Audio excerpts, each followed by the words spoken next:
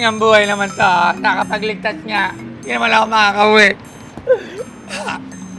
Ako, bahala na. Ano naman ang buhay naman to? Ako naman. Ay, sorry. Sorry po. Sorry. Oh, teka lang. Di ako na-hold up. Hayaan niyo muna akong magpaliwanag. Ako nga pala si Toyo.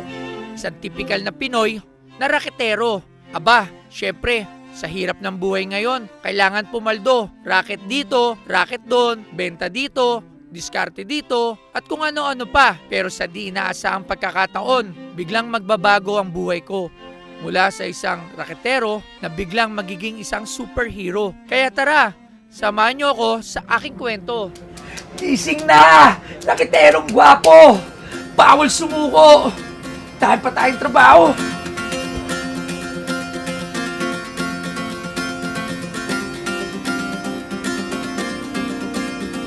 Hoy, sumaputi! Pasok na ako!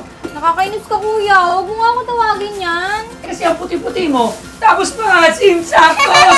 Nakakainis kayo. Sige na, papasok na ako ha. Basta ako, babay na. Oo, kuya, yung baon mo. Ay, oo nga pala. Kuya Toyo, Kuya Oh. Toyo!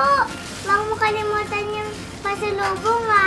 Oh, sige. Ingat ka, ha? Okay. I love you! I love you! Bye-bye! Oh, sige na, sumaputi. Papasok na ako ha. Ingatan mo si Ina. Ingat ka, babay, kuya. Palimos siya. Ay, Palimos. tay, sakto lang kung pamasahin dala kong pera eh. Papasok pa lang po ako ng trabaho eh. Kahit barya lang pang kain. Siya. Ay, hindi. Ito tay, meron ako dito. Yung baon ko po. Ito. Ito na lang ho ang iwan ko sa inyo. Baon ko ho. Para may makain ho kayo.